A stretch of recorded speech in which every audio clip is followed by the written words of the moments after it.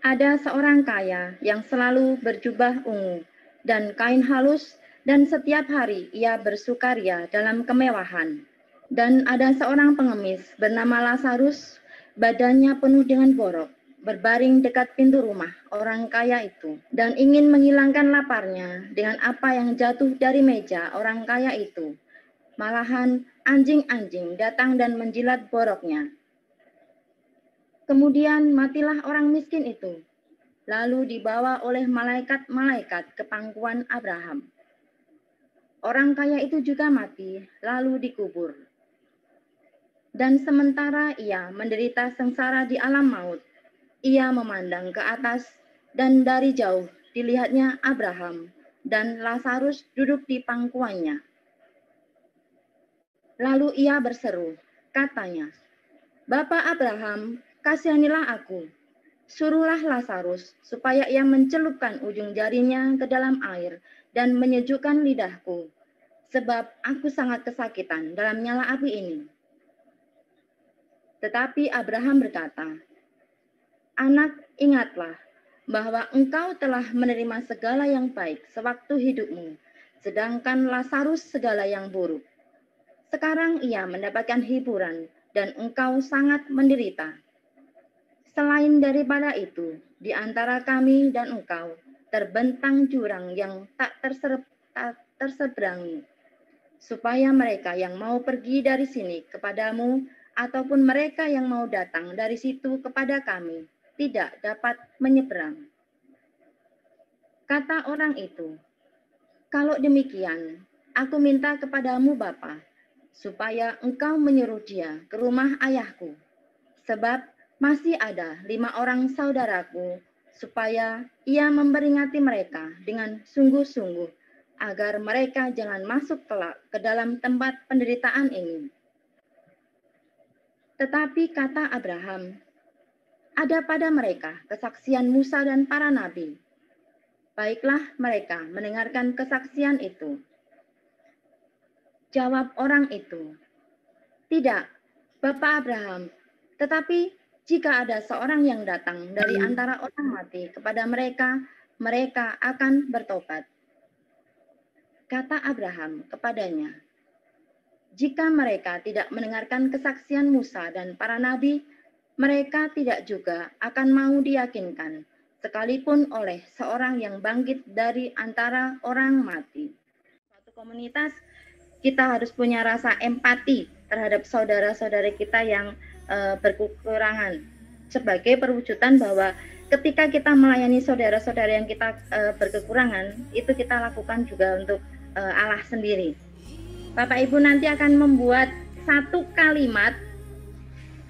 kalimat yang menyatakan niat baik dari Bapak Ibu sebagai perwujudan dari pertemuan BKSN kita yang pertama, kedua, ketiga, dan keempat, ya.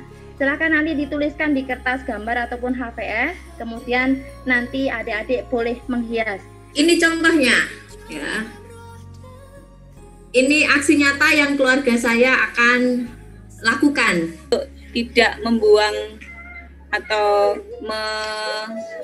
membuang makanan. Jadi artinya tidak ada makanan yang berlebih dan sia-sia terbuang sia. Terus juga berpartisipasi dalam program pendidikan bagi yang kurang mampu, karena ibaratnya kalau kita support di sisi pendidikan sebenarnya kayak kasih kail ya bagi fondasi masa depan gitu. Kami diajak untuk tidak lupa dengan sesama yang sama dan selalu berbagi dengan saudara-saudara yang membutuhkan. Contohnya berbagi makanan biasa, pada sampah, tukang sapu yang ada di sekitar. Keinginan diri kita sendiri untuk bisa membantu orang lain, apapun itu bentuknya, itu saja. Ya. Tapi saya mungkin lebih memilih ini.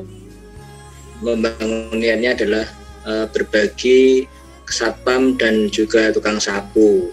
Niat kami untuk kedepannya itu ya kita tidak akan, ya paling nggak masak itu karena kita cuma berdua, jadi kita yang pertama kita paskan. Termasuk berbagi masker untuk saat pandemi kayak gini, atau yang sekarang sedang isolasi mandiri mungkin. Berbagi masker, Tante. Tidak menyisakan makanan. Oke, itu. Baca nggak, Tan? Saya mau berbagi kepada siapapun yang membutuhkan. Memberi bantuan sembako, makanan kepada yang membutuhkan. Sebungkus nasi, seuntai doa. Tidak membuang makanan, berbagi ke orang yang membutuhkan. Ini gambarnya membantu orang yang kesusahan.